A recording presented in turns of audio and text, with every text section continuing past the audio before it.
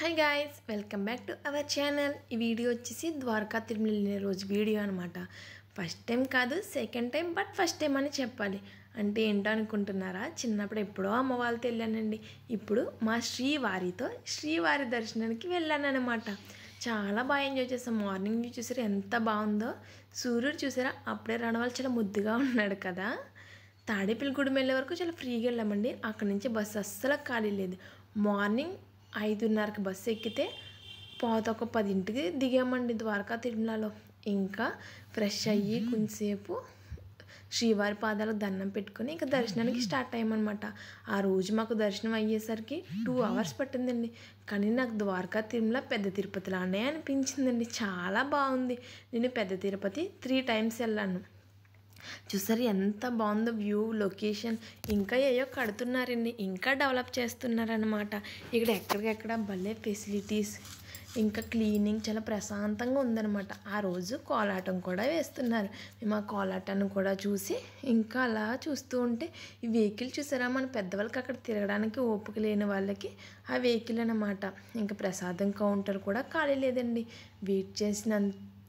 Wait చేసి ఇంకా ప్రసాదాలు తీసుకొని మనకి ఎక్కడికి వెళ్ళినా పిక్స్ ఆన్వాయి కదా, పిక్స్ తీసుకున్నాం అనమాట.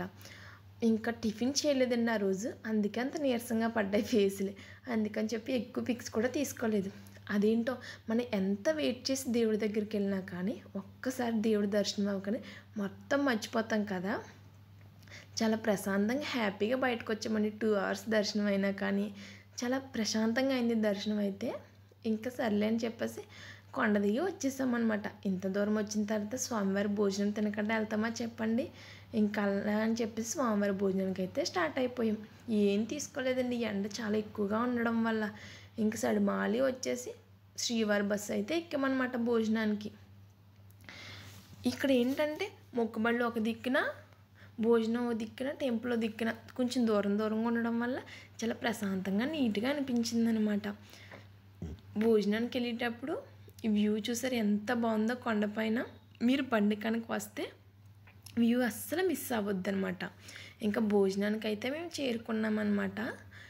ఇంకా పెద్ద తిరుపతిలో ఎలా ఉంటుందో సేమ్ అలానే ఉంది. 2 floors, చాలా క్లీన్గా చాలా టేస్టీగా ఉందన్నమాట ప్రసాదం. మాకు రిటర్న్ బస్సు 2కి అనమాట. ఇంకా ఎర్లీగా స్టార్ట్ అయిపోయాం. నెక్స్ట్ టైం వచ్చినప్పుడు బండికి వచ్చి బాగా ఎంజాయ్ చేద్దాం అనుకున్నాం మేము. దేవుడి దయ. ఇంకా మా ఊరు దిగేటప్పటికి 6 అయిందనమాట.